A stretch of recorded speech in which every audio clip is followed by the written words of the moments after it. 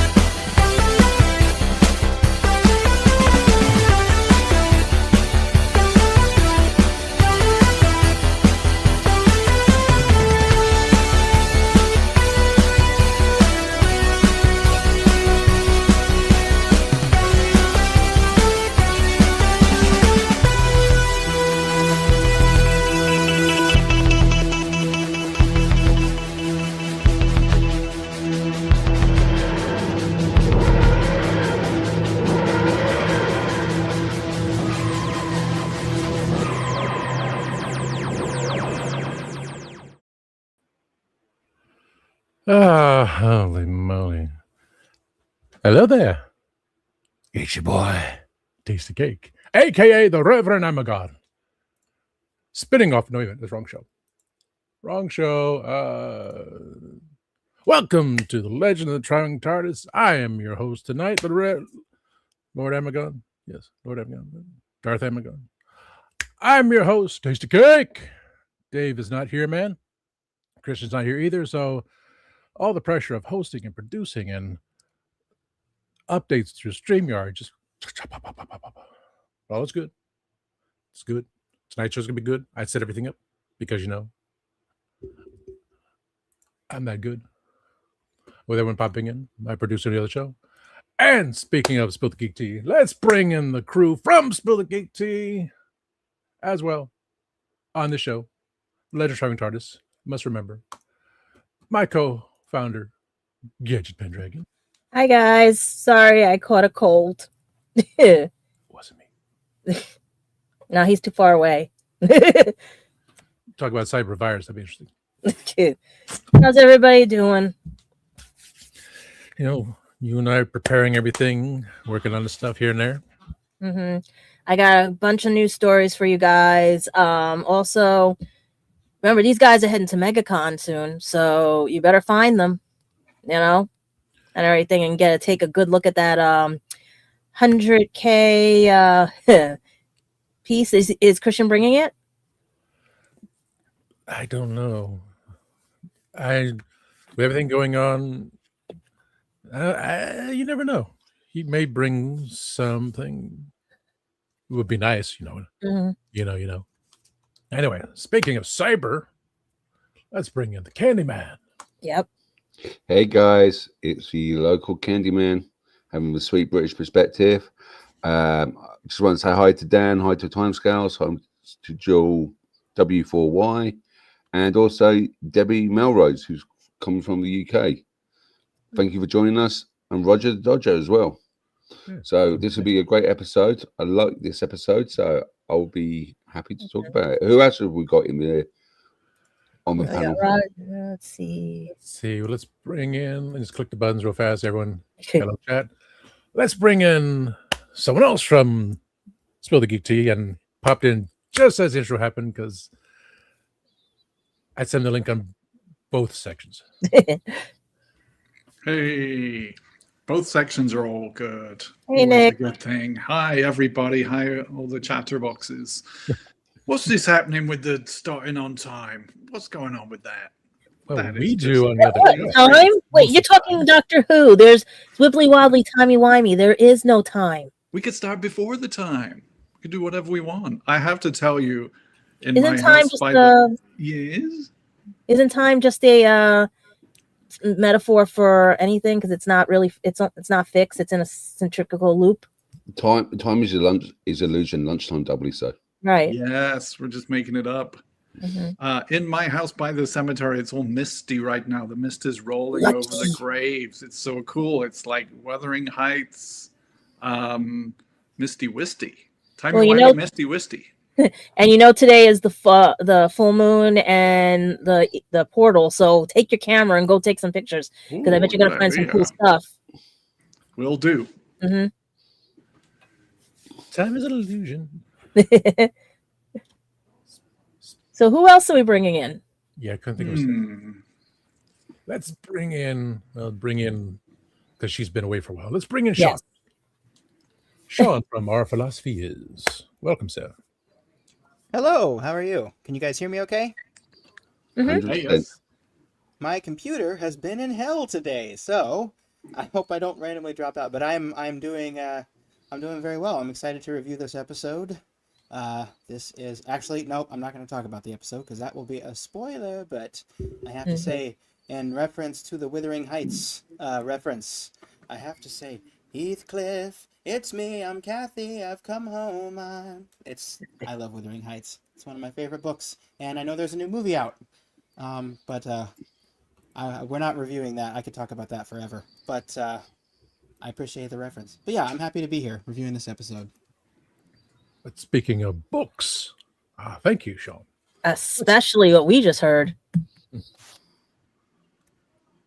Don't keep me in suspense. I heard What did we heard? Oh wait, it's cool. Bring back Michelle. Michelle, tell them the surprise. What is it, Michelle? Well, after I got fired, I wrote my first novel. Woohoo! Bittersweet. It's a paranormal fiction novel set in modern day Gettysburg about ghosts, haunted objects, and things that go spook in the night. And it's available on Amazon on paperback and in Kindle. Let's put the link in the private chat. I'll put it as a banner. I sure will. Congratulations, Michelle. you. That's exciting. I haven't seen you for a while. It's good to see I you. know I've had my own Bronte novel. Lovely. That's what we need. We need more of those kind of novels. Yeah, A it's lost yeah. Bronte novel, and you wrote it. It was drama. Yeah, I got fired after a month away from my 11th anniversary working at the museum. Yeah, that was fun. Well, that's their loss. Mm-hmm. That So is the less their said, the loss. better. You did nothing wrong. That's their Yeah. loss. Yeah. Okay. Since we did start Yep. primarily on time, sorry for the delay, folks. Hmm. On Spill the Geek Tea, I do my best on time. Updates, StreamYard. It threw away my avatar. It's microphone issue. Oh my God. Aye. After I set everything up. So I'm used to this. So trying to focus on this because when the show is on and I'm producing with chat, I still don't pay attention. But okay, I'll take care of that, Michelle. And let's see. So Gadget has a lot of stuff to talk about. So let's. Yeah, we're hit hard with a lot of news. So do you have now? Are we doing a different opening, or are we still going to stick with the Who Knew News opening? We're still doing Who Knew News. I just I'm so used to bringing everyone up there. Okay, so we'll do it that way. Shaboom. So whenever you're ready.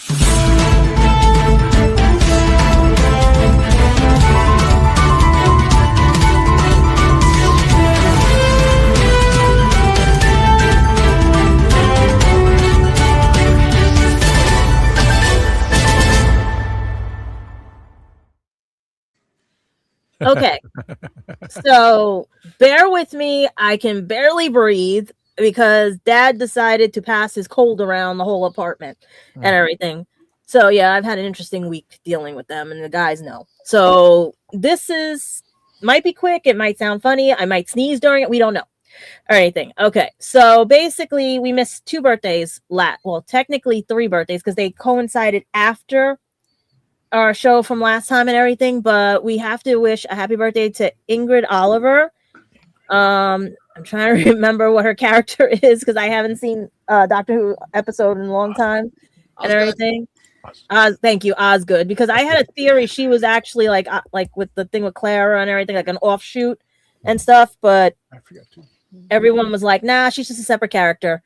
But she never looks like her character until that day she took the glasses off and looked at the doctor's browser history because he was fixing her glasses and everything. But I was hoping they'd bring her back, but we all know. We don't know what happens unless he goes back and she magically appears or she's a zygote and everything and stuff because we don't know what happened in the Black Ops, and everything. So Ingrid turns, I'm just make sure I got the right age for her, wow, 49 years old. She's wow, 49. So I wonder if it's that age between 74 and 78. We don't crack or anything because she does not look like she's 49. Nope. All props and everything. And to the lovely Sadie Miller, who we all know is our wonderful Sarah Jane Elizabeth Siddon's daughter, who has also subbed for her mother in some of the episodes on Big Finish with the I think it's the Fifth Doctor and the Fourth Doctor and the Third Doctor in their adventures on Big Finish audio dramas, as well as she's an author, an actress as well, and many other feats that she has done. She basically turns today, let me make sure I get this right too, 41 years old. She's also a baby and everything stuff. So I would say I wish they would bring her into the series, because that would have been cool if by accident, like River, maybe she was, because she was always with the Doctor, could have regenerated into her daughter, and then they could have continued the Sarah Jane adventures and everything and stuff. Who knows? Because she had enough time in the TARDIS, you know, and everything, and with Mr. Smith and all that. And also celebrating a birthday that was recently in February, that's 63 years young, is Chase Masterson. She is played on Star Trek as well as it was in Torchwood, right? If I remember correctly. Yeah. And everything, as well as Digital Man, Creatures Unknown, Manicore. And I plead the fifth on right now, because anything I say can and will about her. But she is a very lovely lady. I will tell you that. If you guys have any other things about her, I will plead the fifth. She played Vienna in the Big Finish audio, and that was with Eric Roberts' master. Yep. I got a picture from Christian. He posted Gates McFadden. Did we not talk about Gates McFadden last week? Her birthday's actually was yesterday. And she just turned 77 years old.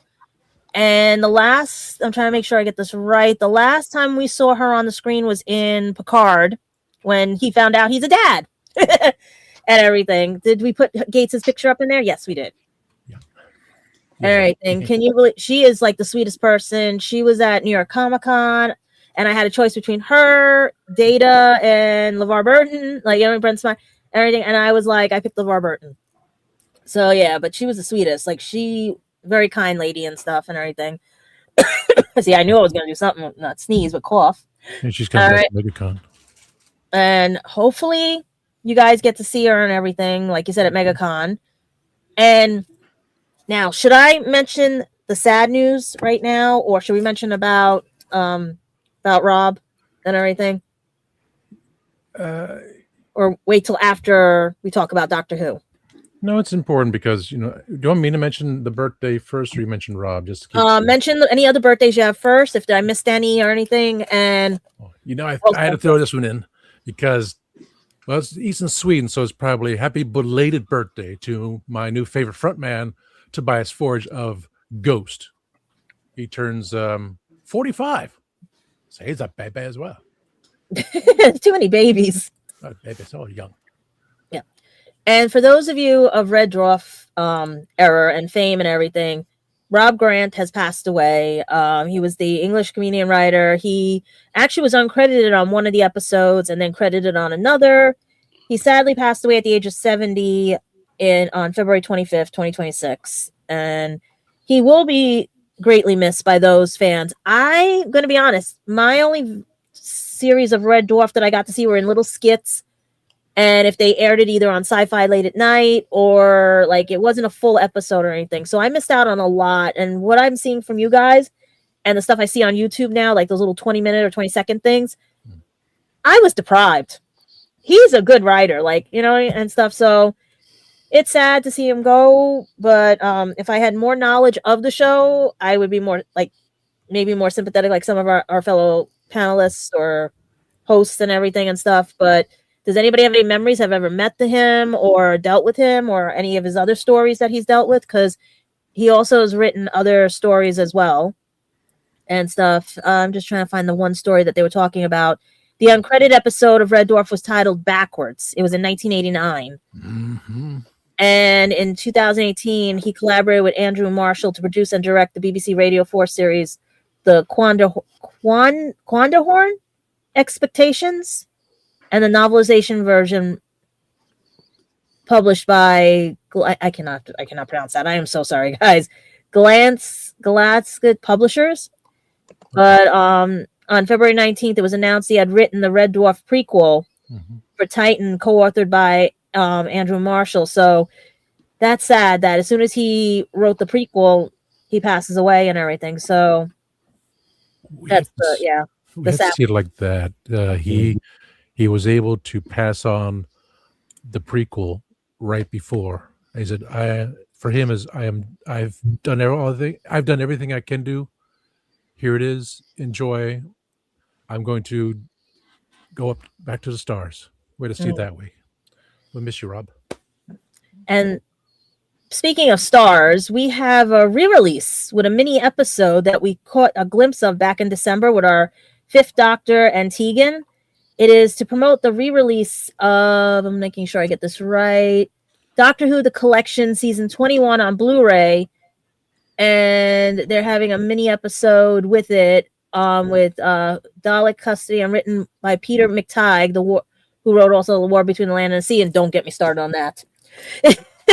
that is still up in the air and everything. So we're privy to a re-release as well as a mini new episode and everything.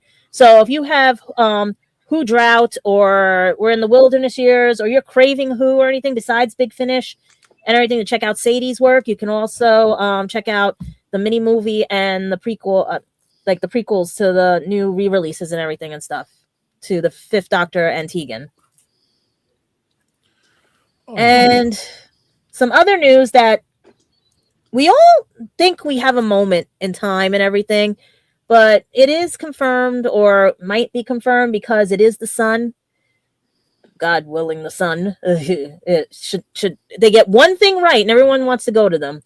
Billie Piper may not allegedly be the Doctor and everything. She could be a moment, she could be whatever, we don't know, but they're alleging that she is not confirmed as the Doctor, which we all knew from the beginning and everything and stuff like that. So please, guys, just like I said, with anything that's coming out with New Who and everything, because you have them all doing their other programs and stuff. David Tennant's on his show, Billy's with Wednesday, all this stuff and everything. Like I said, you got to think of people how they have time. Like Shooty didn't have time and everything. Plus, we also knew there was a third season. They confirmed it allegedly that there is and was talk of a third season and some scripts written. So could that affect the Christmas episode? Maybe. Who knows and everything. But there is also something sad that we were mentioning. If you have been to Cardiff Bay anytime soon, you better get there now, because in April, Ianto's wall is being taken down due to age, and it's by the water, so it's all basically has to be redone, refixed and everything, the weight of everything, because I was finding out through other people I know, and the only acknowledgement of the Ianto wall being taken down is by one other vlogger, Tari's, and also the Instagram page. I'm just going to make sure I get the Instagram page right. I think it was Ianto16 and stuff, but otherwise I had to check with some other people, because not many of you know, Squishy, which is sitting back there, made a trip to the Ianto wall and promoted the Legend of the Traveling TARDIS. And do we have that picture or no? I don't know. You don't have that picture, but I have it right here. So if you guys would like to see, if I can focus, that is when Squishy went to the TARDIS, went to right to Ianto's wall on July 4th, 2016. And further proof would be, where is it? Let's see what Squishy got to do. There we go. Oh, I get your picture. Squishy got to get to the plaque as well. There's more pictures of Squishy. They should be on the Legend of Traveling TARDIS Facebook page. I got off of your page. Let me bring up. Gadget, would you mind explaining what that wall is for those who don't know? It's a memorial wall for Ianto and the passing of Jack's boyfriend and everything. So everyone was so sad. They left flowers and everything, and it basically grows and grows and grows on everything. And you can see the squishy was right there and stuff. And that wall is actually not that big. It's just that with age and everything and stuff. I even have shots from the Doctor Who experience. And believe it or not, that's actually in my book. So it's like a Torchwood thing? Yeah, and I left a little note that we were there. It's basically all Torchwood. The sad thing was I was near Torchwood Tower, but they had it wrapped up for a food festival. Otherwise, Squishy would have been at Torchwood Tower. But yeah, I even put us here. Check out the Legend of the Traveling TARDIS. Gadget was here, and I put the date and everything. Ain't Torchwood Tower just Canary Wharf? Yeah. They had it all fenced off for the food festival. Right. And I had to hear that from a certain ex. Yeah. I have to thank his parents for paying for the trip for me to go as my graduation present. Found out I got dumped before I got there, and you know what? I still had fun. All was good. Yeah. But it's a pretty cool wall. You can see all the walls, like everybody leaves things and stuff over the years. You can even go on YouTube and see it and stuff. So if you have not seen this wall, don't just go. You guys go make a trip, get your pictures in front of it, because it's going to be for repairs. We don't know if it's going to go back up, but we'll see in the future days and stuff. Shaboom. Yeah, and I think that's the news so far, because unless you want to talk about Karen Gilliam being the new spokesperson for a whiskey bottle, that's the only other thing in the news with New Who and everything. And wait, isn't there something? Wait, Paige is. Hold on. What is going on? Faith, is Faith on by any chance? No. Okay, good. Then she won't faint when we say this, because we just got some news, and we have to keep Faith calm, because it seems Jodie Whittaker will be at MegaCon. Gasp. And I'm hoping she sneaks into the panel, or she sneaks over to the table by the Dalek Builders and the Legend of Traveling TARDIS. Do you guys have her MegaCon picture up? Or the video that just a video he posted that she's coming to MegaCon. Otherwise, that's all the news I have for today, and I'm trying to get through it without coughing on you guys and everything. But make sure you do catch these guys at MegaCon. Okay, how do I give it to me? That's wrong. That's not it. I had to add one back on here. Fine. Boom. Boom. That's not it. I am losing my. There we go. There are so many things on the bottom that Dave. We got to get Princess Penelope out of the computer. Don't press the big red button. Press the button. Press the button. I got this button. But that's all the news.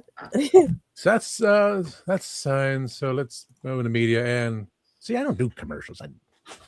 Mark said so. Don't do commercials. Let's spill the geek tea. We don't do commercials. So, but here we have to do the commercials. Play that there. So let's just end the news, and then we'll figure out everything after that. Right? End the button there. There we go.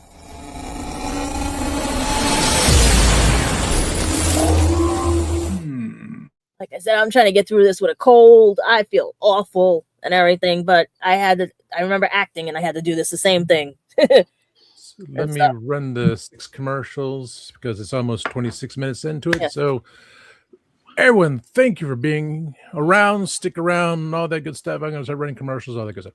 There you go. I didn't listen to that voicemail. I'll tear open that letter you sent. Don't you tell your friends I want you back. I gotta leave you now unread, because you've already said those words that switch my heart to dead from loving you. So you'll stay ghosted and I'll stay focused on sewing clothes. The spell stays unspoken, a dark silhouette of a marked man, and I'm broken. Right down, I didn't listen to that voicemail. A TikTok that story you sent. Don't you reel me in to get me back. tired of toxic fandoms? Do you wish we could go back to being happy? So do we. We created the Happiness Patrol to get away from all of the toxicity in fandoms, in life, and so we decided we wanted to do a show about something that makes us happy.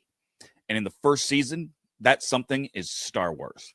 So join myself, Cameron, Scott, Jessica, and Melanie on Happiness Patrol at youtube.com/@happinesspatrolshow.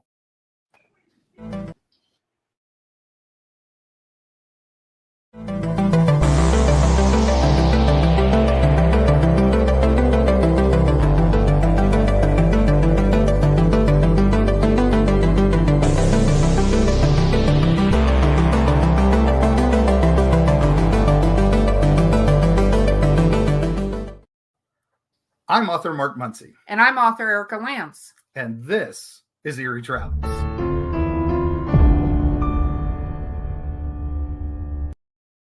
Greetings, travelers. Join us as we travel through folklore, myths, monsters, legends, and dark history. Now, we'll be your guide to the spooky side of reality as we discuss cryptids, paranormal, and all things preternatural. Sometimes we find the truth is way scarier than fiction. We're on twice a week on your favorite podcast platforms, including iTunes, Spotify, Amazon, and YouTube. We have amazing guests from all of the areas of the strange and unusual, including witnesses, investigators, and more. Now, with Erica's curiosity and ridiculous array of pop culture and true crime knowledge. And Mark's decades of experience diving into folklore and the legends with the truth that's behind them. Yeah, so join us, travelers, as we take you to the edge of reality, and we'll see you on the other side.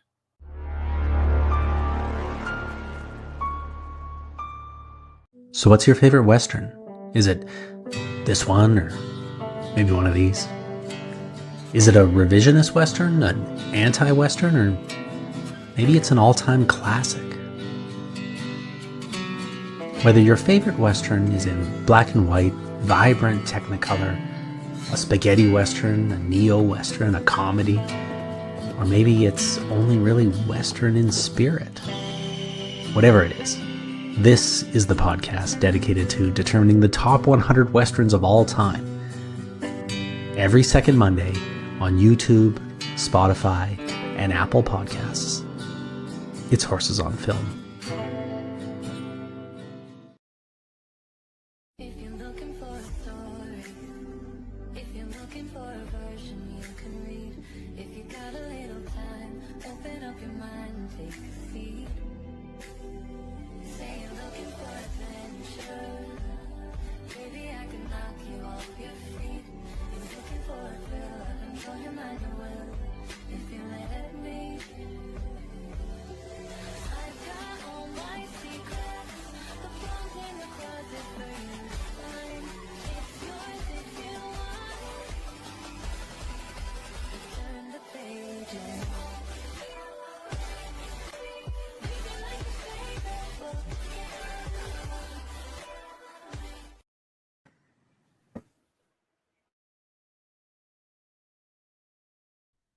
Hello, I'm Sadie Miller, and this is The Legend of the Travelling TARDIS.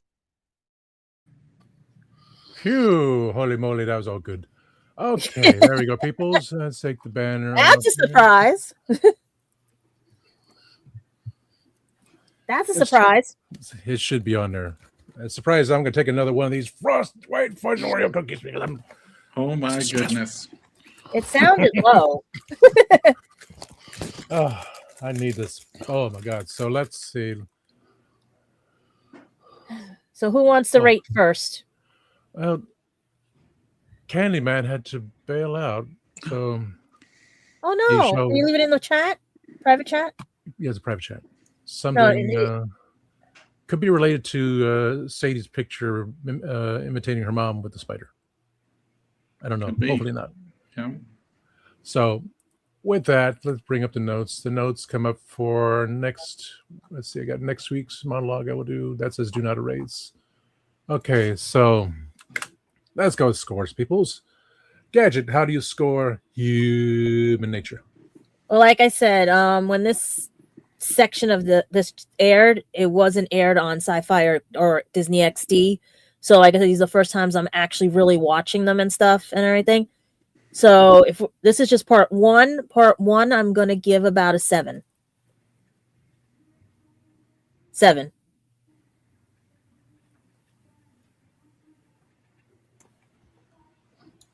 I should get a drink. Sean, how would you rate this part 1? I would give it 2 thumbs up. No, I'm gonna give it an 8.5 TARDISes out of 10. Okay, 8.5. That's mine there. Nick. Okay, we're doing increments, eh? Doctor Who doesn't get much better than this. I'll give it a 9.5. 9.5. Ooh. Working 9.5. Oh, dang it. Dang it, Bobby. Trying to enter. 9.5. Michelle, my belle, how would you rate this? I'll give it a 9. It's good gothic horror. You give it a no? Okay. 9. 9. And 9. I could give one for Mark, but he didn't say as I wrote. I like to give this one, because it's a horror story, 8.675309. What, governor? Yeah. Let me go get Jenny, see if she'll pick up. I got it. So I'll get some ranch dressing. Oh, I hope Mark's honey. well. With honey. Message Mark later, but still. Creepiness. Okay, so that's let's see. I get back to me assets. I can't put Christian's picture because it's on the tablet. So let's see here. So I put some pictures up. Review of human nature. We know that, and we know this too. Nice little thing. Based upon the original novelization from Paul Cornell with the Seventh Doctor. Also with the audio version read by, oh my God, she's going to kill me, Lisa Barrowman. Oh. Yep. Because Lisa's character, Bernice Summerfield, was the character in the novelization. And here's have one shot with John Smith with the lovely lady, and a cat was in there too. So all based upon everything, folks, because we see just taking his time. So let's go and see. Private chat. What? That's a private chat. It was notes. I put in notes. Okay, who had the... Wow. So let's see. Gadget. I know, I got the lowest. You can go last. No, you said first. Okay. The reason I gave it a 7 was because, like I said, it's the first time I'm watching it. Mm-hmm. I don't have a streaming service to watch it, so I had to watch it in pieces on YouTube. And I think they might have cut out some things because when you added up the times, it didn't add up right. And and so when I was watching it, I thought it jumped because they were jumping onto the TARDIS and everything. So I thought, did they not put them in order? Did they not put it whatever? And then I see where they open up at the school, they open up at everything else, and where he's John Smith and everything, and just a nonchalant teacher who actually holds a gun. I thought the Doctor never held a gun or doesn't like guns, So that's where it was interesting. But I did like the psychic kid. I did like the fact that he could read and sense other people's things and stuff, which helped basically spoilers. But with me, it's like I was trying to figure out he was helping his fellow students, but he was spoiling himself because he gave away what they were thinking and stuff, and that also put a target on his back. Mm-hmm. But he was just trying to help everybody. He was just trying to be trying to fit in with them. He was trying to he seemed to be like a loner, but not really. And then you had Martha in disguise, you had everything, and she would just basically take care of him and stuff. And I'm trying to remember, was this when she was talking about how times have changed, how things are and stuff? And then the Doctor meets the nurse and everything, and a budding romance happens, but you could see some of the doctor's quirks come out and everything, especially when he saved in this picture the baby and stuff, spoiler, and everything. I was like, okay, it's a cute romance, it's a cute whatever. He's hiding out, he's doing something, but I didn't know what it was. Like, what is he hiding from? And all I just kept seeing were bully kids, a psychic kid, a budding romance, the era where Martha couldn't say or do anything because of who she was and everything. And I'm just like, was so confused because I didn't know what was really going on. And until I saw what happened at the end with the scarecrows and everybody and the party and stuff and everything when they cut it. And I was like, wait, so I have to wait till part 2 to find out. And I've been trying to find part 2 on YouTube and I can't find it. But to me, it was just, I think because I don't have part 2 and it being the first time I saw it and thought it was all backwards and stuff and everything. I don't know. I do like some gothic things and stuff like that, but this was just out of character for the Doctor. I know he had to be hidden and stuff and everything, but I don't know. It just, to me, it felt, it didn't have a story yet. To me, it didn't have a story yet. It just showed me like pieces to a puzzle.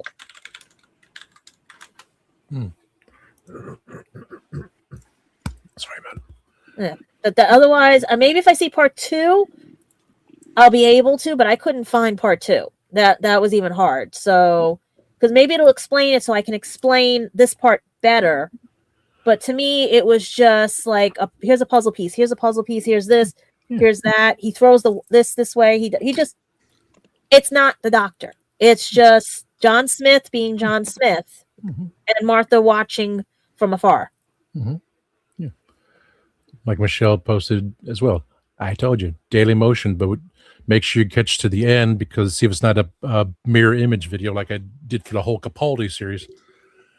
Because like I said, it was brilliant. Just, and then Martha, I don't know if she was getting jealous or I'm sorry about the cough.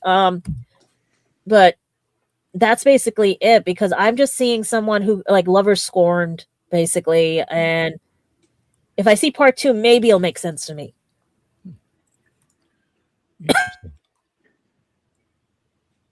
That's basically it. Yeah. That's why I gave it a 7. I couldn't follow it, you know? Right.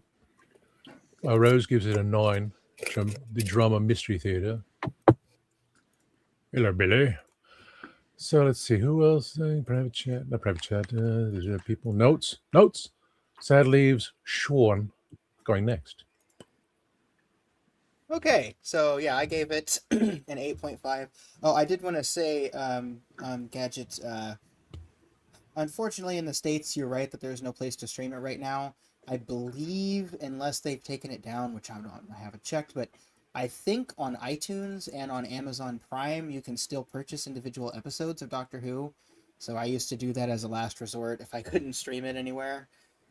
So I think you might be able to do that, but yeah, a lot of them are on Daily Motion, but they get taken down too. But like that's at least that is one place where you can usually find them is on a paid like episode by episode basis. But like, who wants to do that? Like they need to fix that pronto. They need to give us the episodes again. Luckily, I already own them because I bought at Walmart like a DVD collection where you can get like I know it makes sense. You can get like David Tennant and Christopher Eccleston set for like what is it like $20 or something like that, and you get every episode on DVD. But anyway, so I gave it an 8.5. Can you guys hear me? Okay. Okay, I promise this is the last time I'm going to ask that. 8.5 out of 10. And the reason is I thoroughly enjoy this. Maybe a little bit of it is just me understanding what's coming, kind of like what Gadget said. It just kind of ended right smack dab in the middle of the story. But I think it is a really good part 1. I like the little cold open we get with the Doctor waking up from his dream. I think it shows that David Tennant is a very versatile actor, and it's no wonder that he's famous for both screen acting and stage acting, because he can really pull off a lot of different sort of characters, I think, with his performance. And we get him waking up as this very sort of posh professor, and it leads right into the opening titles. And I like pretty much everything about the way they've set this in this period as well. One thing I really do like is that I don't feel like, well, number one, I don't feel like in this episode they're playing up the time period with a bunch of cliches, kind of like I get with something like, help me out, guys, what's the name of the episode with the werewolf and the queen? Oh my god, I can't remember anything anymore. Tooth and Claw. Tooth and Claw. Tooth and Claw. Tooth and Claw. Yeah. So with that episode, it really does feel like they're hamming up the time period a little bit. With this, I don't really feel like they are. It just kind of feels like you're going back. I like both the explicit and the subtle racism that Martha faces. I like when shows understand the fact that not all racism was like the I hate you for being this way kind of racism. A lot of it's just you're going to say something really stupid because you're ignorant racism. I like them having the stones to have the doctor say something racist, which, if he was a human during that time period and he was working at this place and he looked like he did, he probably would have been raised around a lot of those attitudes about, oh, people from different cultures must not understand the difference between reality and fiction. So I'm glad that they had that in the episode, because it really does show the contrast between who he is and who the human character is. And we're going to explore a little bit more of that in part 2. The horror is really nicely done with the scarecrows. There's something so charmingly creepy about the scarecrows. It's almost like something from Scary Stories to Tell in the Dark. The little girl with the balloon is a nice little callback to Remembrance of the Daleks. You get the same music and the girl. And does she have a balloon in this one, or does she not have a balloon? I don't remember. She does. Okay. Yeah, so it's a really good callback. And I have to say, the acting in this is just top tier. The family, the alien creatures, when they take over people's bodies, they're so simultaneously creepy and hilarious. And this episode has one of my favorite Doctor Who lines, which is shut up, stop talking, cease and desist, there's a good girl. Like, I love that line. It's so stupid. But it's really funny. And the way that he's like twisting his mouth and looking at everyone, and the way they're sniffing the air always gives you kind of a chill when you're watching it. Smell blood. Yeah, exactly. And Or boogers. Murray, sorry, what? Or boogers. Yeah, or boogers. Yeah, it is green light. Maybe that's what they're looking for. Murray Gold is popping off in this too. I realize what I'm missing from Murray Gold. Where is the girl singing 3 blocks away inside of the stairwell with the big echo around her? Ooh, it's like almost every Murray Gold song had that before, and in the new Murray Gold, we're not really getting that. It's me, it's Kathy. Yeah, I've come home. I'm so cold. Let me in your window. Read Wuthering Heights. It's really good. But I just think it's all really great. And then at the end, we get, of course, the where's the fob watch thing.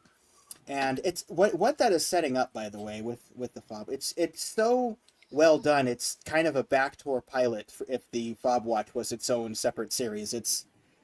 We do it several times in the Doctor Who show, and it's what a really great introduction to have Martha be privy to this, but us be kind of confused at the beginning. It's such a great and powerful thing that sticks in your mind that when they do it later, like many seasons later again, it's something that still sticks with us. So, and of course we get the classic Doctor Who ending where it's like, what's going to happen? Cliffhanger, you have to wait a week. Ha ha ha ha ha.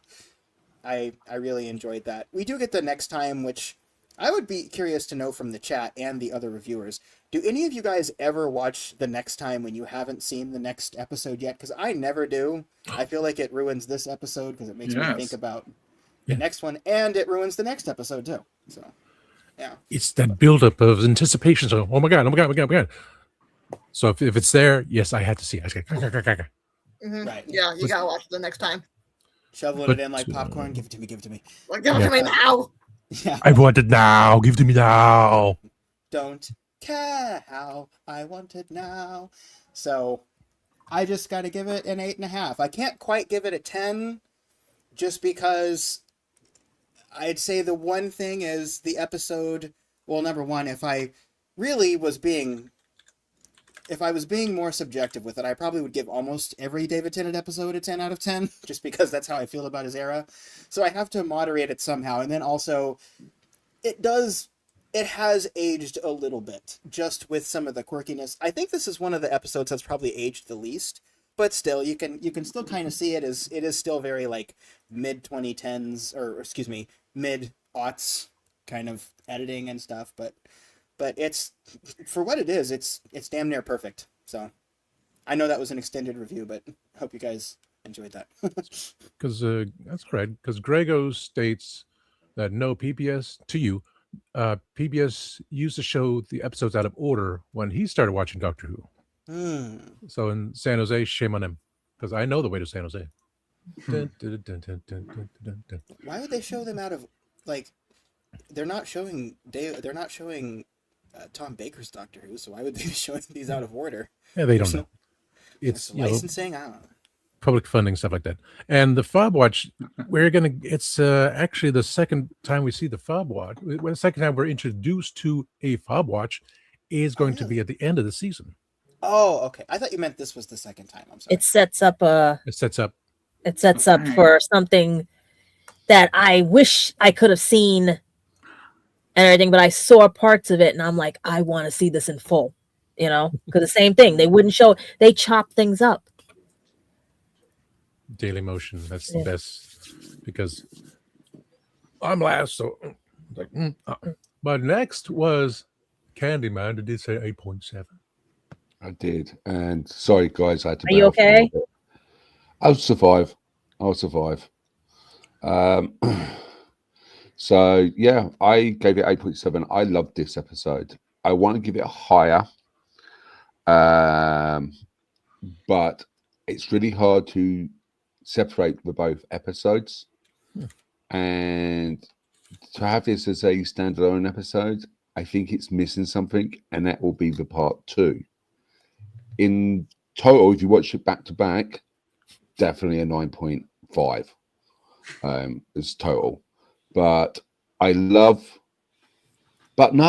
say yes to chopping up. It gives you that anticipation. Like back in classic Who, it was always left on a cliffhanger, and you had to wait a week. So you start talking about it. You start talking about, what could possibly go wrong? What could be possibly the answers? I think how they did the quaint little village back in 1913, absolutely amazing. They soft touch, like Sean said, soft touch on racism and also suffragettes as well. There was a couple of lines about, not sure about those women down in London with all those suffragettes. And we also mentioned the King's Horse. I like the prep school. So in England, a school like that will be like a private school, as you guys call it. But in the UK, we call it a public school, which is, it's a little bit of a thing. A public school is where the rich people go to. Because back in the day when they used to have schools, it was for the public who can pay for it, not state schools, which are called comprehensives over here. So that is basically like a rich boys thing. They did, because it was based in 1913, that year. So you had the history of the suffragettes with the horses. Michelle can tell you better because she's a historian and I'm not. And it was also the year just before the Great War. I love that they made for Dr. Human, and we'll go back to a Mary Berry of calling himself Mr. Smith, which also goes back to the first episode as well of this season, Smith and Jones. I like the book when he drew himself with different doctors before him. I thought that was amazing. I loved that he keeps on coming up with, I love that picture. You got the 7th, 8th, 9th, and I think it's really good. I think like the bits I didn't like about it, which put it down, was the running away from the family right at the very beginning of this episode. It's like, does it really need to be that thing? Can we make it a little bit more mysterious of who this family is or what's going on? I think the 1913 village dance at the village hall was done really good. They had the Union Jack. It felt like it was 1913 to me. I'm not a big period person when it comes to the 18th century or early 19th century, but the 20th century from Great War to World War II and ancient ones I do love. So I think it's got quite good, and I'm looking forward to basically review. So this is why I gave it an 8.7. Okay. Nice. So let's see here. That leads straight into Michelle with a 9. 9, yes. I am a big Gothic horror fan, and I think that's where Doctor Who does really well, is the Gothic horror. So it had all of the elements of the public school, the private school, class, beautiful costumes. The costumes were spot on for 1913. All the little hints that the world is about to change, that the Great War is about to happen in 1914. The scarecrows, they were creepy. I love that. And also, if you're a big classic Who fan like I am, it is very much like Terror of the Zygons from a Tom Baker story. It has that feeling to it of the aliens shape-shifting into these people from the village. And so also there was callbacks to the history of Doctor Who when the Doctor is saying that his father's name was Sidney Newman, and then he says my mother's name was Verity Lambert. So a little call back to the history of Doctor Who his parents were. And I thought also when he's going through the notebook and he's seeing his past faces, this is how you do a proper callback to past events. I think my problem with the last season of New Who was it was too in your face of the constantly calling back to the past of the show. I think this is how you do a call back to the show properly. So that's what I appreciated, and it has tension, it has period correctness to it. So some of the comments, these little posh little brats are going to be little shits. I loved how they had that for just the snobbery of the time period, the racism against Martha, this Victorian era was extremely racist on both sides of the Atlantic in this time period. Again, it's just a really good episode, and there's something I wish I had to see more in Doctor Who is the Gothic, is setting it in a village and having things going wrong, and also setting it in a time period where you don't have outside influences come to rescue them. Also, if you're into the paranormal, like I am, there is some callbacks, I think, when they're seeing the crashing in the woods to the Rendlesham Forest incident of 1984.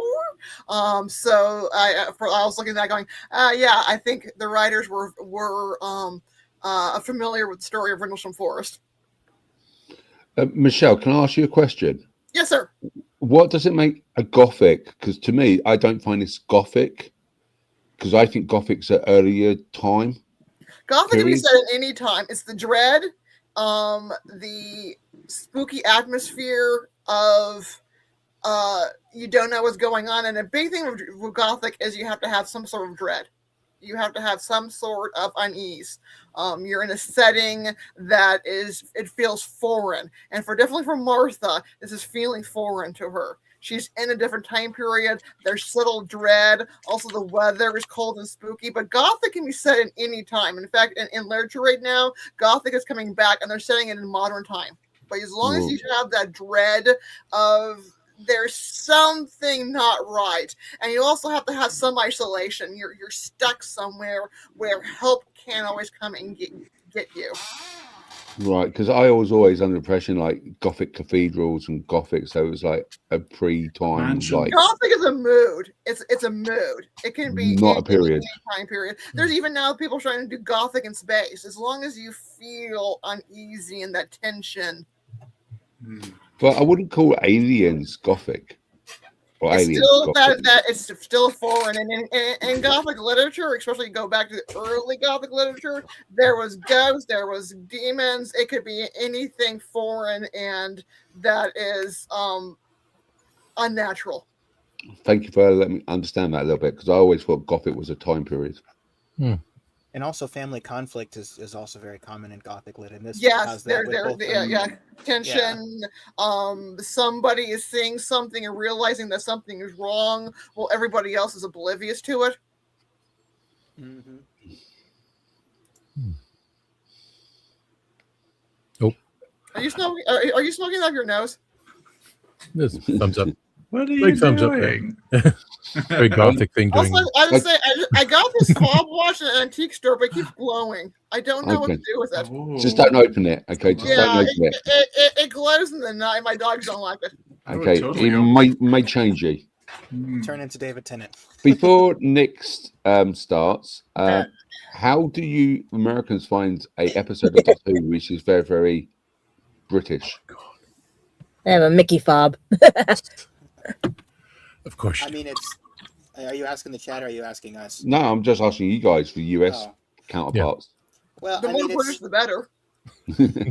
and I like, I know this is 1913, but the Victorian novel, like especially Gothic Victorian novels, that's my favorite genre of literature, and so I'm very used to 100 years ago plus British sort of cultural things, and so especially with the school. I mean, right now I'm reading David Copperfield, so talk about a boys' school and them being harsh, I mean, so it's pretty. It doesn't feel foreign to me. I kind of like it, but I wouldn't say it feels all that like interesting and new to me because I'm just very used to it. But it I mean, I really did appreciate it for how I think they nailed it. Not that I was around during that time, but from what I know, it feels very authentic. I was there when he made the Statue of Liberty disappear.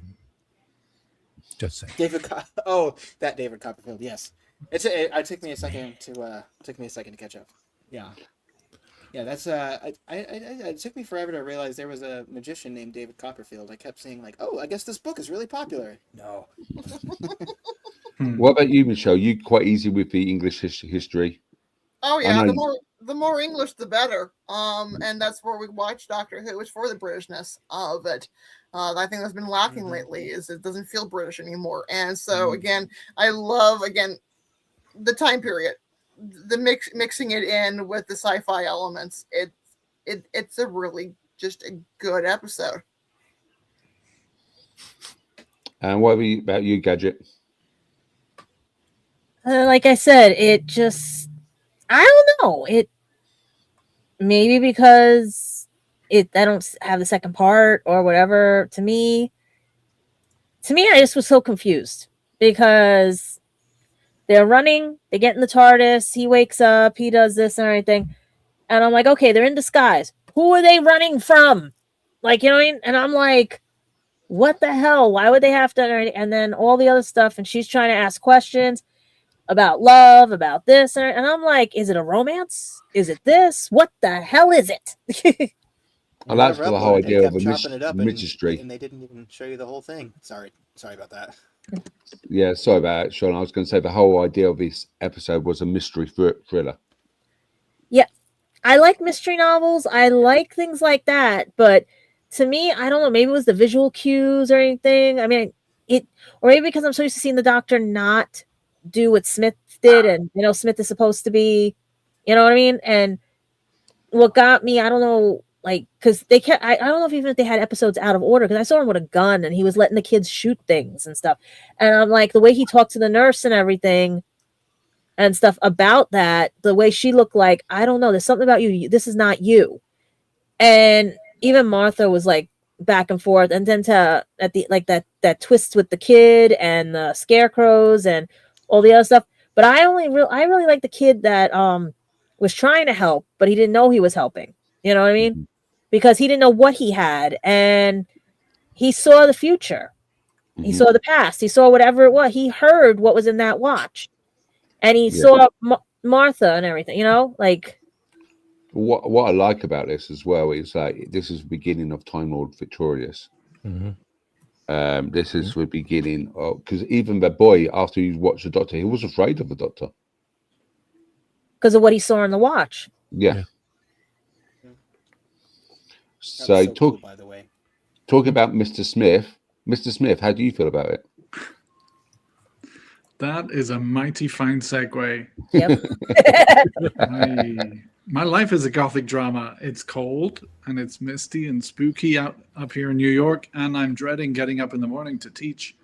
So gothic, yeah. This story is very special, so I gave it a 9.5. The only reason why I couldn't give it a 10 is because The Family of Blood is even better. So that I would totally give it 10. Spoilers, that's what I'm going to give it. This one is almost perfect. It's a build-up to the next episode, of course. So there are unanswered questions, but also there's plenty of good themes to keep us going until we get those answers. Exploring human nature, what makes us human, what do we run away from, and what do we run toward? Yeah, do we run away from love? Do we run toward it? I'm glad you pulled up the book, because this was a very special book when it came out during the wilderness years. We had a bunch of new adventures by the time this one came out. This was the 38th new adventure from Virgin, and we we'd seen a stretching of what Doctor Who could do, but this was a super stretch. Paul Cornell is such a good writer, and he took the whole concept of Doctor Who in a different direction. And the TV version does the same. It gives us something new and fresh, despite the show being many, many, many years old already. I got a scholarship to go to a private school when I was a kid called Cleve House School. And I was surrounded by these evil, snotty, rich kids. The girls were the worst. So that resonates with me completely. And also, I'm fascinated by the era of the First World War. So the war games, human nature. It's a fascinating time where people went crazy a little. And I'd like to know why. Why did they become so destructive around 1913, 1914? Michelle, I'm so glad you picked up on those Easter eggs of Sydney and Verity, the mom and dad, and things like that. There are some beautiful Easter eggs. The sketches in the notepad. This is the first time we see all the classic Doctors shown in New Who. So that's a great callback there. Back in the 1980s, we'd maybe get one. That was a cool pick. We'd get like one continuity reference per season, and that was enough. Maybe two, yeah. Very special in Earthshock, where we see the old Doctors. And you're absolutely right, it becomes less special the more they do it. So this was super special because it was the first time we had that kind of callback. So lots of nice references. As we've been talking, I've been thinking about this featuring an evil family, a family of antagonists. And then we have the Slitheen, which are also a family of antagonists, and yet treated very differently. This is a great way of showing the tonal whiplash of what Russell T Davies does to us, because we've got very serious, well-acted, dark characters here, and we've got goofy, farty characters in World War III and stories like that. So he can do it all, and he does it best right here with human nature. Nick, I was just going to ask you, do you think that, because I haven't read the book, so do you think the 7th Doctor plays it better, or do you think the 10th Doctor plays it better? The only thing that kind of works better, you might say, is the 7th Doctor. We always know he's manipulative. He would do dark things like, he does to the Family of Blood at the end of the story. So a little more out of keeping with the 10th Doctor, but they still make it work really well. How the Doctor takes care of the bad guys. They're both really cool. Obviously, I love seeing David Tennant going through the motions and finding out who he is, and as far as who I would want to see in this story, it's got to be 10. It's got to be David Tennant. He nails it. Because it's so because it's diverse from his very silly type Doctor. Yes. Over how McCoy's Doctor became more mysterious, so that's why it's more. It made sense when McCoy became Mr. Smith, and Slade Doctor was pretty much the same thing. In your opinion? Yeah. So the dark Seventh Doctor would completely. He manipulates himself, in the way that he does other characters in the TV stories and beyond. He does it to himself. He tricks himself. He creates this plan for himself, and then makes sure he doesn't even know what the plan is.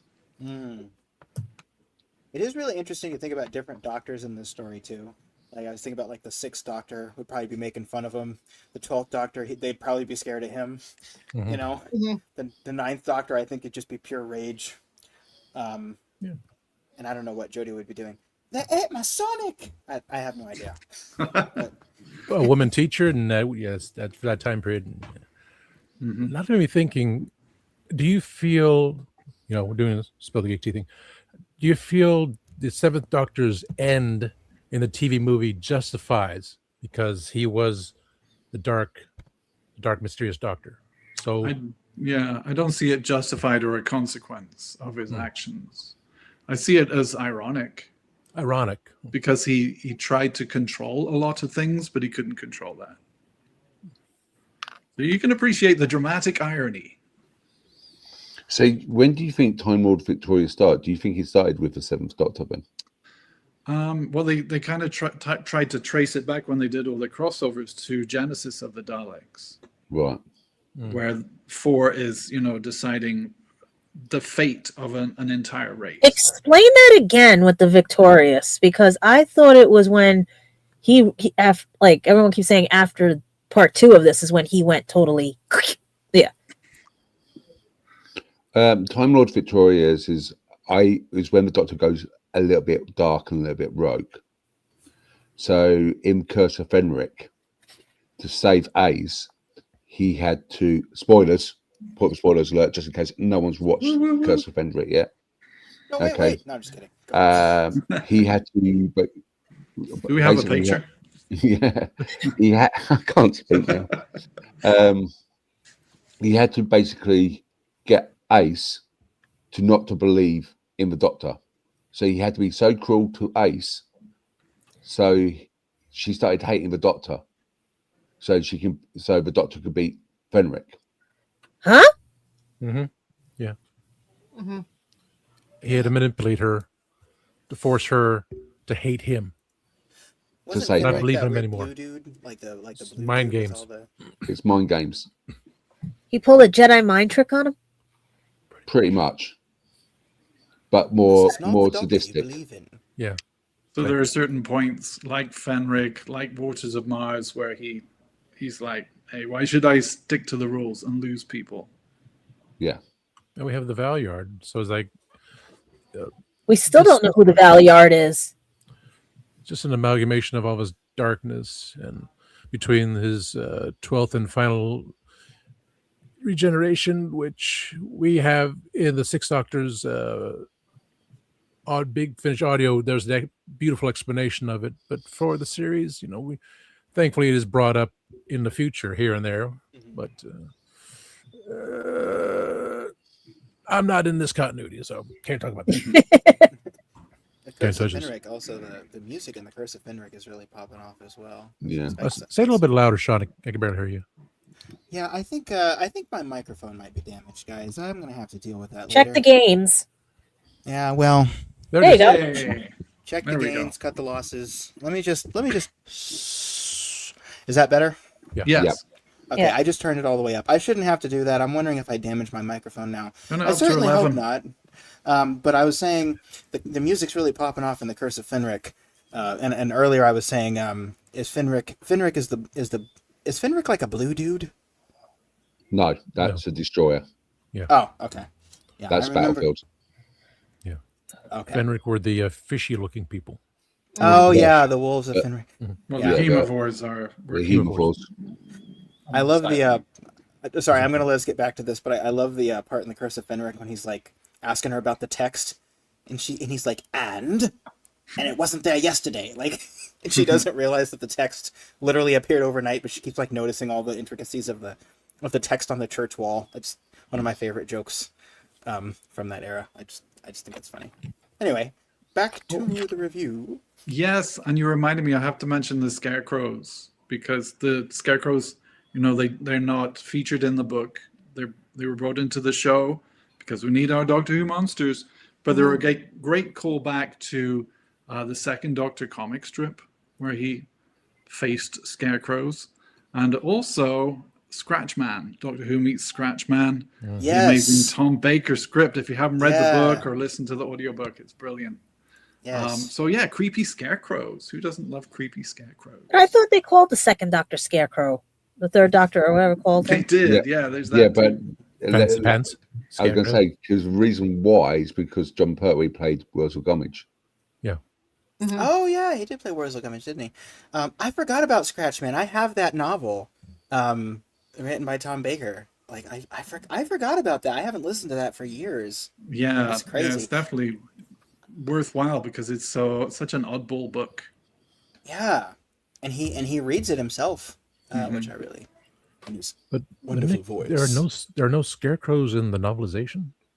Not as far as I know. They definitely. I mean, Russell D. Davies rewrote a lot of the book. He added a lot to the script, including those monsters. We need monsters. Of course. Okay. My copy is somewhere on a Kindle, which I don't know where, and it's dead. Sad story. Reverend, what do you think of this episode? Before we go to reference, shall we just see what the comments have said in the... Yes. What our viewers have basically commented, what their ratings are. Yes. If you haven't put your rating in, put your ratings in the chat. Yeah. I scroll again because it was Grego that put it for time scales, gave it the rating. Well, Chat, you can put whatever rating you want, but you have to agree with us. I'm just kidding. Rose left for the night. Good night, Rose. She gave it an 8 for a 9. A drama mystery thriller. Mm. Let's see. I don't remember seeing much after besides Grego posting. What time scale had? Welcome, Dr. Ghoul. Thank you for joining us. I am Rev Ghoulie. Well, that's another show. As long as I'm in charge. Okay, let's see here. Didn't see again. Let's see. Oh, Grego's posted. Paul Cornell has written 72 stories for the Doctor Who universe. If you include Beneath Summerfield, Big Finish, yes, I do. Wow, we're lucky. Since Bernice was in the novelization, yes, and he said Human Nature is 9.2 out of 10 on the time scales by 267 ratings and reviews combined. But I don't. That was it. No one has posted Dr. Ghoul. The scarecrows were added because A, scary monsters, and B, excellent merchandise, and C, new cosplay. Yes, definitely merchandise. Mm. And sadly, they did not release the last one where he was on the post. Oh, spoilers. That's right. So let's see. It comes to me. Finally. I still love this one, but I'll go to 9.9999999999999999999. Wow. No. So yes, a nice thriller based on the fact is why is the Doctor running, which we find out in part 2, and I will do the reading. I will read the monologue of that. I have it in the notes. I practiced. I'll probably still screw it up because that's what actors do. The idea of is why is he running? How bad are these aliens that he has to run away from them? And then find out, okay, now he's just a regular man. And so, which is a nice foreshadowing for what we'll have in another couple of episodes, whether Dave or Christian or I'll be hosting. The innocence of the time, but now it's in a private school. I say when I say innocence, Meaning, look at what we're dealing with now. Look at our situation right now. You know, are we leading up to that? Based on what I glimpses of reading news, which I don't. Yes. History does repeat itself. Always remember that, people. You don't learn from history, you will be repeating it. Something like that. Timey-wimey. The innocence of the doctor, of John Smith in the time. So he's grew up in that time period and finds a beautiful lady with the servant of Martha always saying around it, what are you doing? Like, knock, knock before entering, this and that. She's become extremely jealous because she was in love with him from the very beginning. Either the nurse, the young boy being, able to see everything into the future, very introverted, has special powers. We know people like that. Oh, someone just popped up. Give me a second. Okay, Dr. Gould, you give human nature a nice 9 out of 10. Let us see the family blood return. After all, could be. Families are big. You never gonna know. Like I said, I have the original novelization from Paul Cornell of Human Nature. It's on a Amazon tablet somewhere. I just, me. Anyway. The idea of the doctor does not know who he is. He had to hide himself in a fob watch, which is, somewhere. I have so many fob watches. It's uncanny. I'm not good at reviews. I just let everyone else talk. So bear with me. I have a bear claw. It's even funnier. Am I in line? Okay, I'm in line. Bear claw with him. The idea there's no scarecrows, which now makes me want to find the novelization and see what was used instead, because only by the pictures. I'm sorry? Gothicness. Oh, the sense of dread. Oh. Yes. And the black cat. So a whole nother twist. There's always a twist in the end. Yes. Let's see. Yes, since I just going by memory, since I watched it because everything else to do with all these shows I'm doing. The time setting, different time period, very simple, no electronics, no this or that, trying to produce this and other things. Bits of the doctor come about through personality while still not knowing everything. And these aliens going, I smell something, father, mother. Say, what's all with that? So for me, I enjoyed it because it's leading up to everything. I needed this exposition because everything is just so fast paced, in your face. Yeah, there's little bits and pieces here that I'm like, what is wrong with the doctor? Why do you do those things? Oh, the helmet, the fob watch, the young boy with saying, oh, I saw this, and I know the future here, the bullies, we all know about that crap. So knowing it's going to be happening and then seeing these things slowly come about. So I had no problem with the pacing. For me, it was very excellent, very much so. Everyone else said everything else more in detail, as they always do. That's why I'm glad I went at the end. So it's like, okay, everything has been summed up already. I'm just here for the final thoughts. So as we prepare for next week, and I'll still be on here next week for a very vibrant ending and such. Extending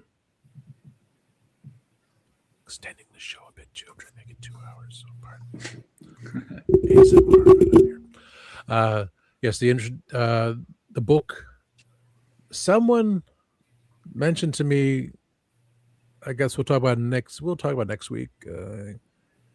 Did the doctor and the nurse? No, because the doctor and the nurse, they just met each other. There's nothing happened. I mean, nothing happened in there at all. So it's clean cut. Everything else. Martha would have a conniption if something ever happens. Like walking, I said knock. Or did something happen? Nothing happened. Because this is another time. He's like, courting has just started. He's like, would you like to go to you like to go to the dance and everything? The dance? But you don't know how long they've been courting. Well, from just from the innocent mind. They just started. So yeah, no, they're not going to be doing it on the couch that early. Martha, She went there. Wasn't it like 6 months or a year or something like that? I mean, they did do it over time. I mean, couples did do it. I mean, we do have evidence of that, but there was usually a process before they actually did it. Mm-hmm. We do get a spoiler later on. It was you that told me that. Okay, so that's yes, that's the belief in the spoiler. We'll talk about next week. Like, was it? But then it's just Doctor Who. Even though, let's keep it at that. I still didn't talk enough. Okay. Wow, that's still a long show. It's now a 90-minute show. It's pretty good. So. It's really hard because it's like really hard to talk about this one episode without talking about next week's episode because it's just such a fabulous story combined together. That's why this will be a 3-hour episode. Christian, and I gotta find it to see what you guys are talking about. We had to wait a week to find out what happens in part 2. So now we're gonna have to wait a week to find out what happens about part 2. Cliffhanger. I watched it in my 20s on Netflix. I cheated. I got to watch everything. I could watch like 10 episodes a day. Some of us were not that privileged. Daily Motion. So we'll extend it because we're going to do the end credits here. And I got the share screen. So, I'm making the focus. Well, I'm in the whole thing. Pretty awesome. So let's see here. Let me bring up, one more thing. The Fob Watch idea. Like, No, don't. Spoilers. Who ruined it? This Dr. Ghoul guy. Uh-oh. You know what I'd bring in next. We might have a master in the things. Maybe. Yeah. You already have the Valyard, so anyway. So let me bring up the banners here. Let's see. Michelle, because I have brought up your Amazon page. Which button again? Share screen. Boom. And I like that they put her author thing when I went to go sneak. I saw her sneaking a peek before. There we go. Hey. Yes, that's my baby. Big screen. Yes, sir. I was going to ask you how they got your picture, everything on there when I was looking on the page. Yep, Very I did that a cool. long time ago. I set that author page up a long time ago to have my picture on there. So yeah. Yeah, I got to talk to them about mine because mine shows up, but it doesn't have, I loved it. That's why the minute I put your name in, I was able to find you. Oh, awesome. Mm-hmm. Yep, there's my author page. Sweet. That is pretty cool. Thank you. And these are your other titles, right? Yes, it is. Yeah. Yeah. How many books have you written? I'm past 10 now. There's some of the other ones on there I submitted in a chapter. So I've been in a couple of anthologies too. You really start losing count after 8, to be honest. And I know that sounds awful and pretentious, but yeah.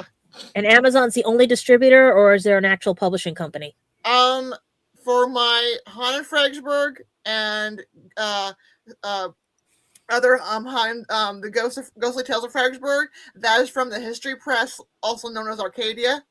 And then my 3 books that were the ghosts of newspaper articles from the periods, those will come through Haunted Road Media, but the other ones are also self-published too.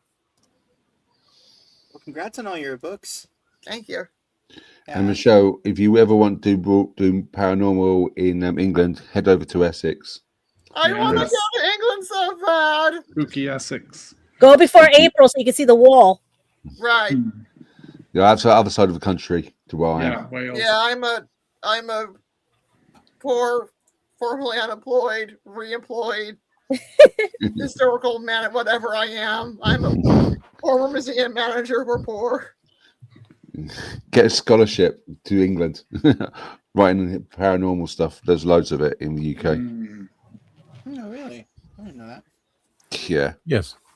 In my county, which is Essex, it goes all the way back to Roman period, where the first trials of the witch hunt in Essex. So it's a bit like what's that place in the US? Salem, Salem, Massachusetts. Yeah. That's basically what Essex was. Oh, okay. Yeah, Is did you also have the Pendle witches? Is that Essex or is that another? What's the Pendle witches? Is that Essex? Just have a look for that possibility. Oh god. And don't we also have a Sleepy Hollow in the United States? Yes, we do. Yes, we do. Yeah. My eye doctor used to be there. It's my favorite. Lancashire. Okay, Lancashire. Yeah. 4,000 holes in Blackburn, Lancashire.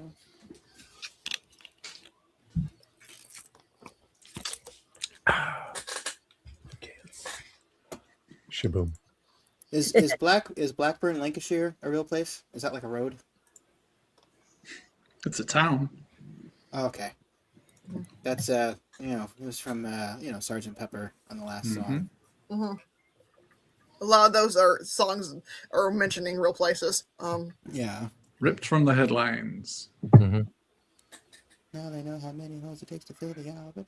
Penny Lane, can't remember, but that's another show. On the Beatles channel. Oh, we've been copyright claimed by Paul McCartney. Yeah. He's dead. He's replaced by Clum. So Michelle,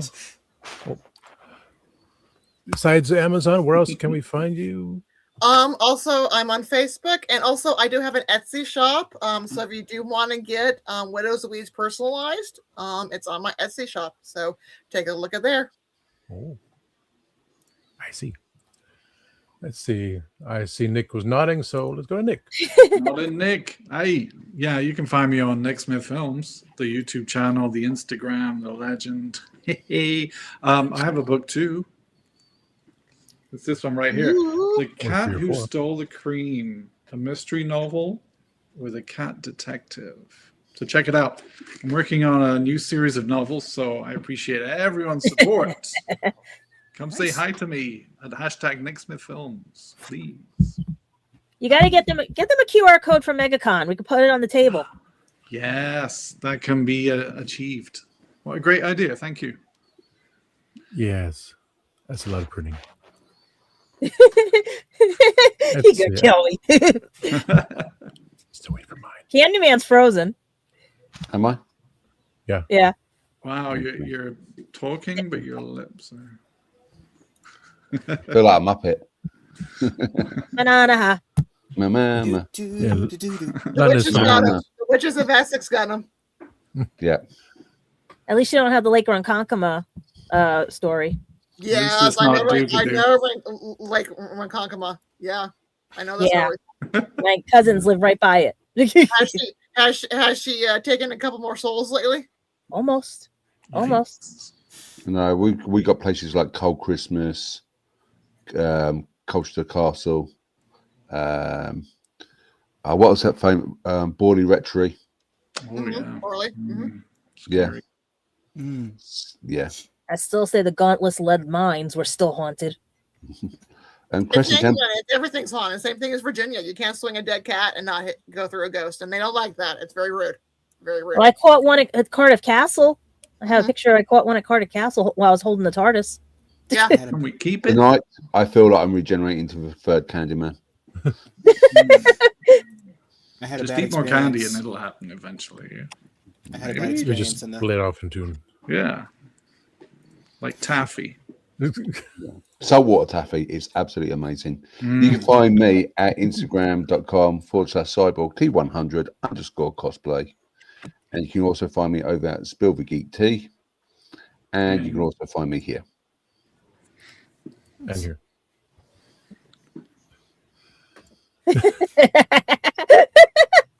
You guys mentioned the Muppets. I have this really annoying habit where when someone says the word phenomena, I always go do. I do it every time someone says phenomena. And then as soon as someone says that, I go no. And the sad thing is, they're the same age as me. Let's I love that in the see. UK Office when they start season 2, when they start singing the Muppets song. It's like it's my favorite. Where can we find you, Sean? You can find me. You can say the word phenomena, and I will pop out and go do. Oh God! I swallowed my spit, laughing at my own joke. Oh, that's so lame. I'm gonna regenerate too. You can find me on YouTube at Our Philosophy Is, I believe, 9119. I really should check that. I think I say I believe every single week, but you can find me on YouTube. You're right. I honestly, guys, I haven't uploaded in a long time, but I'm reading like 1 billion novels right now. So maybe I should review one of them. I've already reviewed David Copperfield. I'm just probably going to reread Wuthering Heights because, we've been talking about it. And I'm reading I Am Legend right now. I'm reading all kinds of things. If any of you guys watch my channel, which, I don't have any subscribers, so, but if you ever want me to just talk about something, just let me know, because I'm not really all that motivated to do my own YouTube channel anymore, because I've just been more consuming, and I've been here with these lovely people. And reading books. Yes, I've been reading books. I've been reading a lot of books, but you can find me there. If you want to find my content there, there's a lot of it about Doctor Who. I review a lot of episodes, and I talk about nerdy things in a queer-friendly space.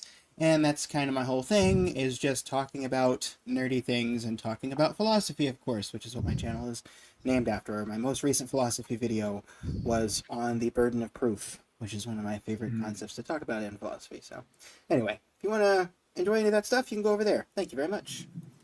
That's the thing. You have the channel, and the title of Our Philosophy Is, yes, you're reading the books, do the reviews, and especially Wuthering Heights, because yeah.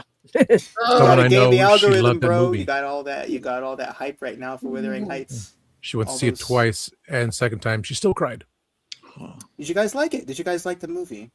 I haven't seen it, and it's not my sort of The period. trailers make me physically ill. Okay. Do you like Bridgerton, Michelle? Huh? Do you like Bridgerton? Yeah. Hold on. Good. Yeah. Good. Sorry. Yeah. I got some bad indigestion. Okay. I thought because my niece likes it, and I can't figure it out for the life of me. I'm Jane Austen. I'm Jane Austen. The Brontes do it properly. I mean, yes. I love the Bronte novels. I think I've read most of them. I like the Doctor Who episode that was based on Bridgerton, but I've never seen Bridgerton. Yeah. Yeah. Okay, let's see. I've lost track. Gadget. Yeah. Yeah. Where can we not find me? Anime NYC this year. I'm working on trying to get New York Comic Con. We're Build a Geek Tea. Let's see. Gadget Pendragon After Dark is being worked on. Gadget Vlogs. My GoFundMe. Lulu.com for my books and everything, which I'm giving them my QR codes so that maybe I can make $1 because I'm still looking for work. But guys, I make more money if you get these on Lulu. So please, as Tom just showed the commercial, and I was shocked on that one. Basically, go get the books and stuff. And I'm also on Instagram, Facebook, and everything else. Instagram, I do need 1,000 followers to go live again so you guys can enjoy the conventions, but let's see what happens. But I'm sad I will not be at MegaCon with them. And we are looking for guest hosts on Pendragon After Dark, and everything. Because as a producer sidekick, that's kind of, I can only do so much. And I do a hell of a lot of things. You do a lot. Thank you, You sir. do a lot. Dooby. I'm hoping I can get certain people on before they make their 1 million K and everything. That's what I'm hoping. Yeah. You guys think we're gonna get to 1 mil on this channel? Because I think we Yeah, can. of course we can. Yeah. And A lot of here, let's say, just say you can David, catch happiness. Monday nights on the Horses on Film. They just did an off the chart list of oh my god, I can't remember everything. I just read it, I just watched it, and then you catch Happiness Patrol with the season 1. They talked about Star Wars, but season 2, it's not Star Wars, so it's going to own something else, and people like it. So Ewoks. Yep. Yeah, he's not doing those films. I've asked him so many times. to do I Caravan have of them on We're Courage. gonna keep DVD. bugging him. All of Caravan season of Courage. 2 is just Ewoks. No, we're not talking about the cartoon. We're talking about Caravan of Courage and Battle of Endor. If they ever do that whole live action version of Star Wars, yet they missed those Have two films. I'm disappointed with you, Dave. So disappointed. That's what we need. We need that Caravan of Courage to roll on. With Sindel. Yep, and the Battle of Endor. And, And the cartoon. Oh, right. You forgot about the cartoon. No, they're only doing You're not doing the Saturday morning cartoon? I have that on DVD as well. Yeah. You said the Battle of Endor, and I was thinking Helm's Deep for a second. I'm like, wait, that's the wrong. I'm like, oh my god, I'm an idiot. That would be a Completely the movie. wrong. Yeah. But you also find them on the rathole.ca, but this don't look with the dot things where it spell it out. He was also playing Sabak many times over, and Pray it YouTube stays didn't on. like that. That's kind of weird. Pray it stays on. They don't take it down on him. Yeah, you can watch him on Twitch too. So it's everything for Dave is on the radhole.ca/who, got all the stuff, the LinkedIn tree. So I just don't push that stuff because it's too many things on here. TikTok for the Legend of Traveling TARDIS. Legend of Traveling TARDIS, which has us on there being worked on. Let's see. Oh yeah, it's under construction, guys. Bear with me. So me, of course, the Reverend Amagon, the Tasty Cake. So you catch my shows of Tasty Talk with Tasty Cake, 4 hours plus Wednesdays and Saturday nights starting at 5 p.m. Eastern. Tasty Conversations with Ramona and I, but anyone can come in too. But we're going to do the review of The Secret of an Irish film. Kells. Rowan Kells? No, Kells or Rowan? Rowan Isles, yeah. It's not really a secret if you're telling everyone, is it? Yeah, it's I would say I like that movie. We're gonna do a review next Monday, but again, very simplistic, just like this one. Like it's the time setting, so it's not technology filled. It's like okay, it's very good. Then we're gonna do the Dobie Gills. That wrong one. Was it Darby or Gil and the Little People? So I'll be doing that when I come back from vacation. Not the black and white show with Gilligan. Not Darby Gillis. Let's see. Spill the Geek Tea with Gadget and Nick and Candyman and Dave. Yeah, like I said, we'll be doing. I have no idea what we're doing on Sunday. I just threw out a title because Sunday is Women's Day, and when the U.S. again goes to time change, 1 hour forward. So we got sunlight till 7 p.m. Remember, people who are in the UK, we don't change this weekend. Amount of times I see you on Facebook, clocks go forward, but don't do it for the UK. It's just for the US. Just pointing out there. Yep, 49 of the states do it. We're still going to be confused. I hate to report that, but I have to say from this side of the pond, we are going to be confused by that, probably. Bring forward, roll back. Yeah. But Dr. Ghoul, you mentioned the Sub Genius. I do have that behind me, so I just don't want to. Hey, shoot, I got time. I got to do it. I got it. You got this. So funny, you just let's focus on this. I do have this. Church of the Sub Genius. Wow. Nice little bag. I'd show that off. Anyway, so let's see. Do we do everything there? Yes, we talked about everything else. Maybe remove the banner. Yep. Reverend Amagon, Tasty Talk of the Legend of Spill the Geek Tea After Dark. Mark, Nick.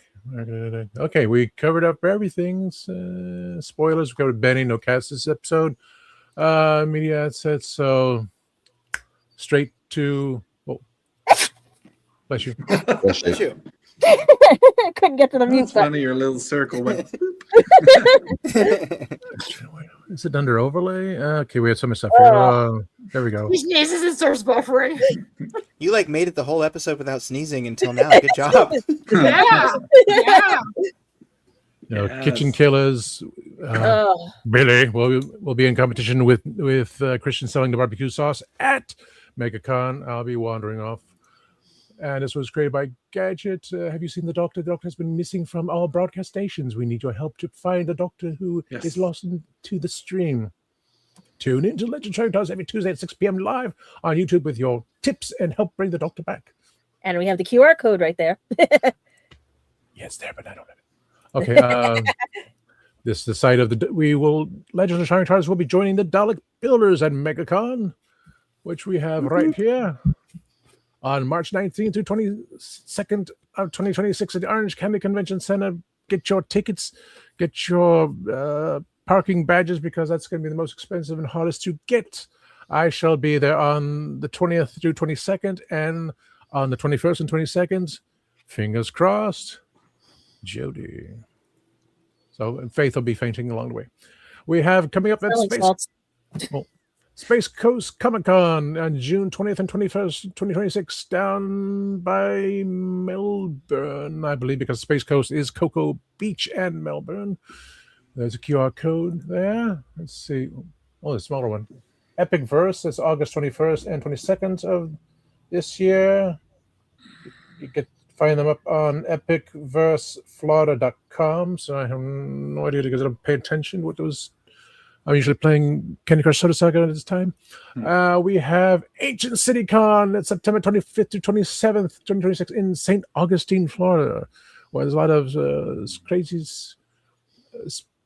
silly, ghostly things happening there. But that's about it, people. Let's see. Let's finish off the comment. Yes. Yeah, that's about right. That sums it up. Yeah. I mean, I host Spoiler Geek Tea, for God's sake. I'm still following the format as much as I can. What's the format on the Spoiler Geek Tea? We go off topic. Off topic. But yes, check us on, well, not all of us. Spoilers, people. Spoilers. Somewhere there, spoilers. I know how to create this thing. I should know. Spoilers. The Ides of March, Sunday. You're going to see a different crew. It's a good luck charm. Oh, yeah. There's going to be a different crew when I host that episode. So we shall see what we shall say. But all in all, I thank you to my crew here. Thank you those who have been on the chat. Grego popping in every though, my producer on Spill the Geek Tea. But as you know, we do say goodnight to. I gotta find his picture. So we do say goodnight to Simon as our. So at the end, everyone say goodnight to Simon. And with that, Tony, take us out. Night, Simon. Good night, Simon.